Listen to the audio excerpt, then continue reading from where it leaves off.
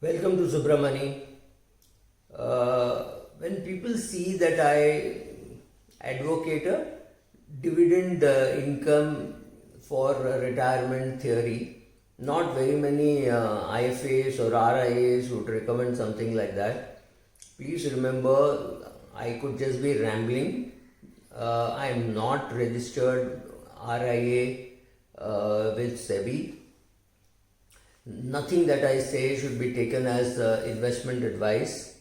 I can only tell you what I have done over the past so many years to build a portfolio which is a dividend portfolio, and the dividend is enough to take care of my expenses. This happened some time ago, I mean, really long back, when I chose that I could retire and not have to worry about the day to day expenses or meeting other goals. Having said that, do I pick only dividend paying companies? The answer is no. I have picked a lot in the past which were good dividend yields. Of course, the dividend yields that I get on them is fabulous. If I look at the cost in the denominator, it is ridiculously low if I put the current market price in the denominator. So even though my portfolio once upon a time used to be a dividend yield portfolio, the way it was bought, let me give you the philosophies with which I bought. I bought MNCs. Many of those MNCs are original 1977 allottees for in my dad's account or in my mother's account, who were the major. At that time, I was a minor, so no applications were made in my name. So the money lying in those accounts were there. Then I picked a lot of dividend yield shares like Cholamandalam, Coromandel, Apollo Hospital, even HDFC Limited. These were all shares which were giving good dividend. Tata Power. These were giving good dividend yield. So they started coming back to me, and the dividends started coming back to me and waiting in my account doing nothing. So I would go back and buy some of those shares or buy some other shares. This has been a long process which I have done. So I have not, recently at least, I have not targeted only dividend paying companies, and I justify this by saying some are paying current dividend and some are perhaps going to pay good dividends in the future. So a Bharti, which is perhaps currently in the investing mode, might pay a very good dividend later on, and similar thing about Indigo. I can't see Indigo coming in paying dividend before 2025 or maybe 2027, thanks to the COVID crisis.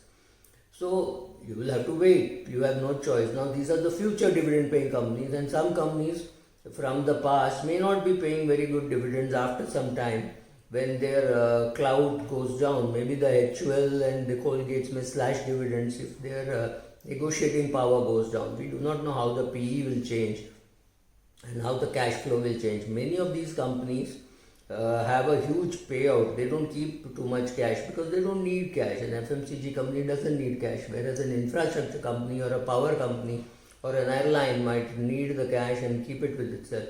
So you largely create a diversified portfolio, and you also try to create those which are paying good dividends. So you try to do a combination. And when you're young, when you're 30, you don't really need the dividend then and there. But when you get the dividend, you should reinvest, because reinvesting the dividend turbocharges your portfolio.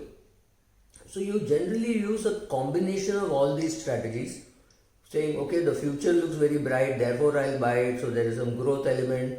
Or you say, oh, it's a very good mature company, let me collect the dividends. So your Wipro, Infosys, TCS, go through everything. Sometimes they look like good dividend yields and sometimes they look like good growth shares. Of course, the growth at 30% and 40%, which used to happen once upon a time in the 90s, is gone. But they will continue to grow at 8-9%, and they have a natural hedge against the dollar depreciation, the dollar appreciation.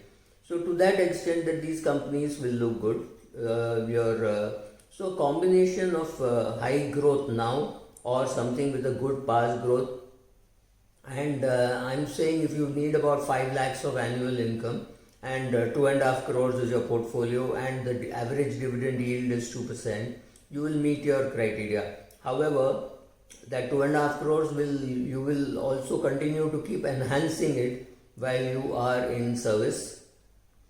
And after some time you will reach a level where your dividend income will be 2 times your annual expenses. This gives you the confidence that even if they skip dividend, you can dip into your portfolio.